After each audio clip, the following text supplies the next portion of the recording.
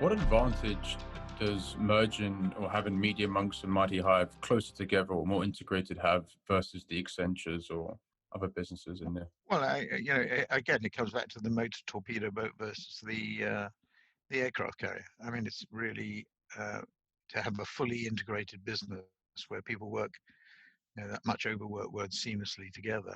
It's like I had on the call Australia. I had our content people and our data and analytics and digital media people, and they work extremely closely. We have one office.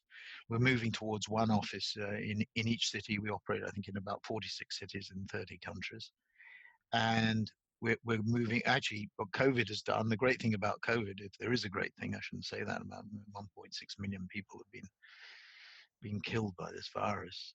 At least it's probably higher, given the lack of veracity of the statistics. But one of the things it's done is made us eject offices and reduce the number of offices much more quickly than we would have done anyway. So we're coming together. So Sydney is a very good example. Melbourne, we're already probably in one building already because of jettisoning leases, but in Sydney we'll move together as well. Just focus on the consultancies for a moment and the kind of deep relationships they have with the C-suite and doing digital transformation. Well, Accenture had a deep relationship with BMW. It didn't do them any good in the review. Why do you think that is? You have to ask them. I've got no idea. But would you be looking to move S4 somewhat into that realm potentially? Well, I think we have continuous debates about, I think there is a fourth leg, if you like, beyond first-party data, digital advertising content, and digital media into something more strategic. But on the other hand, a lot of what we do is very strategic, and we have this continuous debate. I don't want to take on board these heavy structures that the agencies have. I mean, the problem the agencies have is they're most highly paid people. They're the overpaid people. They're overpaid, and you get this imbalance. The growing parts of the business, the ones that are probably underpaid, and the which is natural. I mean, it's the analog that where the resources were devoted to historically. So their salary structures are much more. They also get you into accounts, much, right? Those big strategic relationships with the C-suite can get you into bigger accounts sometimes. Well, you make a sweeping statement there.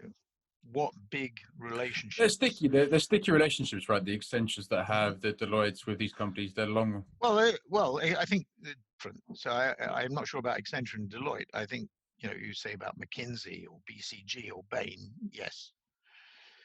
Deloitte, Capgemini, Accenture, I'm not so sure.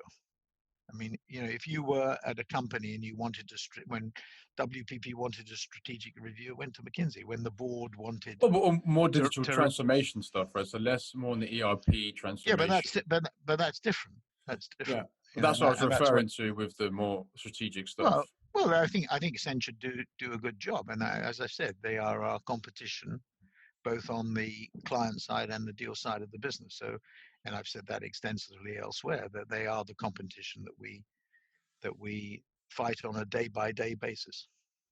Are there any barriers to non-technology advertisers, so I guess FMCG and autos, switching from agencies of record? If there was anything. Well, there's inertia, and there's, this is the way we've done it for 50 years, and this is the way we continue. But, I think COVID-19 was such a shock to the system that, if there's any good that comes out of it, as I said, change agents inside companies have been given more oxygen. So if you were, going away, I said that steady state model of GDP growth of 2 or 3 or 4%, no inflation, no pricing power, focus on costs, reduce your costs, increase your share buybacks, get 5 to 10%. That was the stir of EPS growth, 0 to 5% EPS growth. That was the model that sort of just went along. That's been disturbed, and the tremendous shock to the system in Q2. Profits were off by 50%.